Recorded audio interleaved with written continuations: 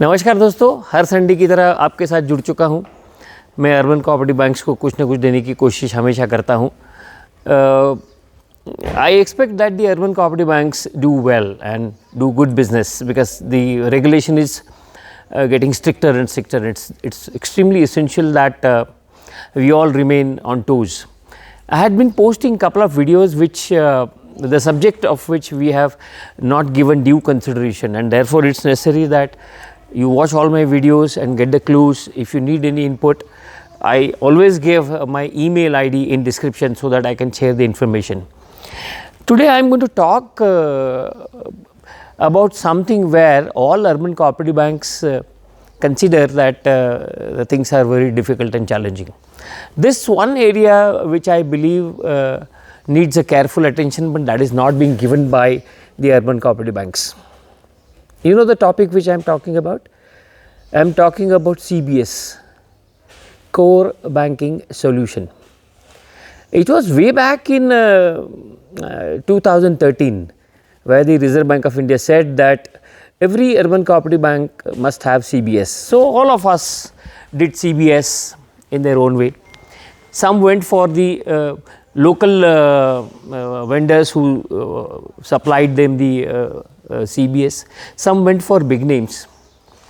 End of the day, after say 9 or 10 years of experience of CBS, I still find that there are many banks which are not really using the CBS the way it should be. CBS is a banking transaction platform, so far so good. Nobody has any objections on that. But what is happening is this: the CBS for the purpose of DSS is not being used. Now you will tell me what the hell this DSS is about. DSS is nothing but decision support systems. The urban cooperative banks, barring few big urban cooperative banks, none of the banks have worked on DSS. And if at all you have to work on DSS, the first step is to work on MIS.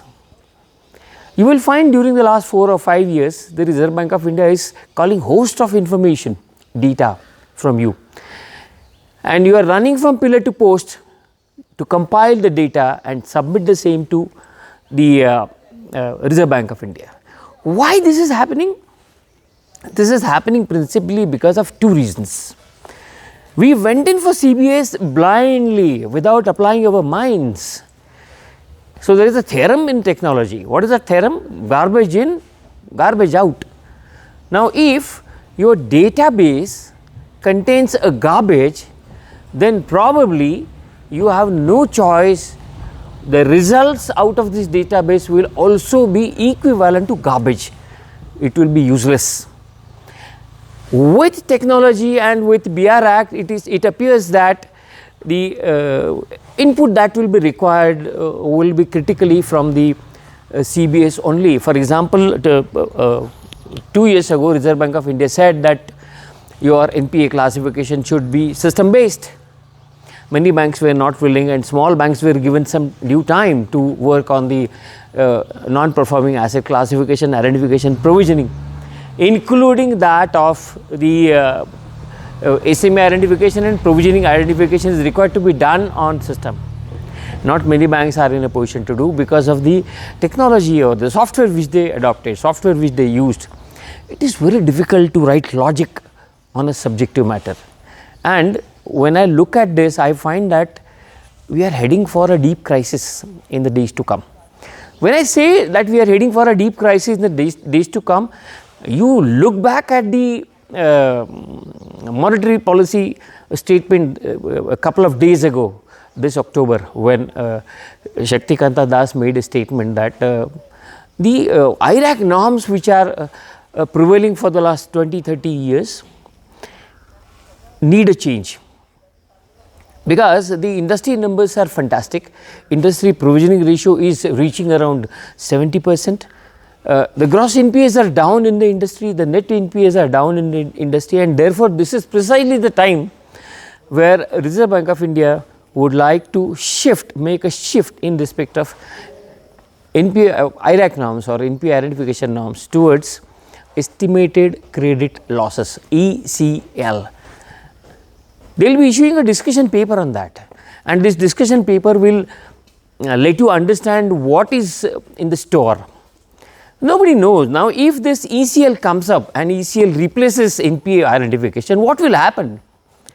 Will it be completely subjective? You remember 30 years ago, the credit risk management paper was floated 35 years ago, and in that paper, Reserve Bank of India was talking of loss given default.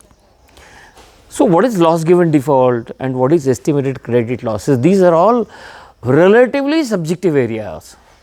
Now, Reserve Bank of India really feels that when the provision coverage ratio is beyond 70%, probably you will be providing 100% for the NPAs, and that will be like taking your bank towards Basel III compliance, where even the operational risk would be covered. ये जो सब चल रहा है ना, ये मुझे जब मैं इसका इवैल्यूएशन करता हूँ या सोचने की कोशिश करता हूँ तो मुझे डर लगता है।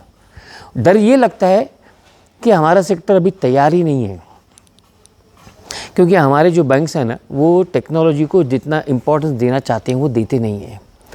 CBS, there are n number of CBS vendors, n number of technology companies which are giving you CBS. My question is whether the regulatory returns are generated through CBS. All regulatory returns generated through CBS. If the answer to that is yes, then your technology is fantastic. But if it is no, then you need to sit on the technology vendor's head that he must give all the regulatory changes in the technology very effectively and without any cost. But almost all banks, you will find almost all, even a couple of public sector banks are not fully dependent on technology. There is 2 or 3% area where human intervention is involved, and precisely after the event of PMC, Reserve Bank of India is extremely worried. The moment you have a human intervention in a technology where you are dealing in people's money, they find that there are issues. The moment human intervention is there, the trusting of data becomes a complexity which nobody can solve, and it is precisely here where your CBS vendor is not giving you the information or data or MIS that is required, and then you are dependent on third party softwares. There are n number of purchased and third party softwares which you are using to get what your regulator wants.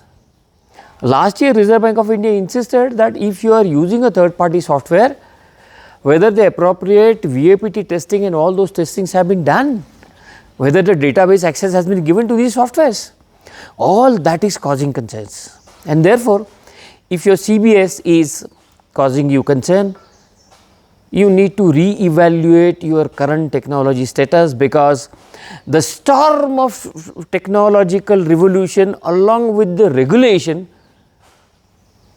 is coming at you at a lighter speed.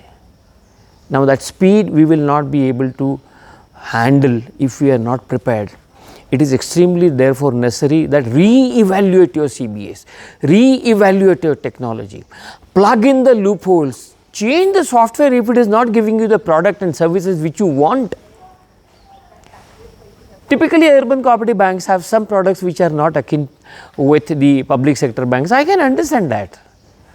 Each bank will have its own product profile range, and what these technology people are doing is they are giving you customize. Let me ask you a question. You customize the particular product. Do you have a documentation of this customization as to what were the changes that your technology vendor has implemented in the CBS technology that you are having? Now, if you are not having a documentation on that, normally these technology vendors are very poor document writers. They rarely give you a complete operational manual. They rarely give you as to how to use this software. They rarely give you a detailed report generation programs, because they themselves tell you something when they want to sell their products, but at the time of actual supplies, you have issues. And therefore, it is necessary, if you are evaluating a technology, of which I will be doing a separate video as to how to evaluate a CBS technology and go for a change, you will find that they will do all blah blah when they want to sell the product. and after sales you will have all the issues. Remember first fundamental thing, and that fundamental thing is what I need and what they are giving. And unless your needs of regulatory compliances and all other compliances are patched up or picked up by the CBS technology vendor, the CBS software that you are having is useless. Let me tell you, the changes which are coming up will not give you time to alter your technology. I am making this video with a fond hope that the changes which are required are properly evaluated. You need to look into the future and then implement a technology which will be suitable for your appetite. But the most and foremost thing is that it should be suitable for regulatory compliances. If you are not doing that, I believe you have an issue. अगर इसके बारे में कुछ सवाल है, कुछ difficulties लगती हैं, CBS technology evaluation, keep your CBS technology on par with the regulatory requirements. If you need any help, if you have any questions, I give email ID. Just have a look at it. Not all technology vendors are taking you for a ride, but then the more ulterior motives exist in your bank, you will have the technology people are taking you for a ride.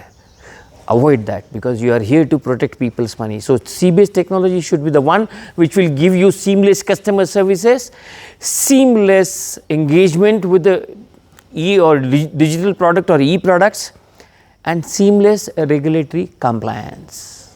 Just ask yourself whether your CBS can generate asset liability management and the gaps in the asset liability management, including the interest rate risk management. It will not. Look at the application made by the vendor to you for supplying the products. This product will be there, but whether they are giving you, the answer is no. Just rethink, recalibrate your strategy and move ahead. अगर आपको मेरी videos अच्छे लगते हैं तो like कीजिए, share कीजिए, subscribe कीजिए.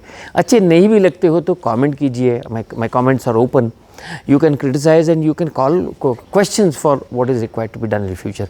Thank you so much. Thank you for watching. Great.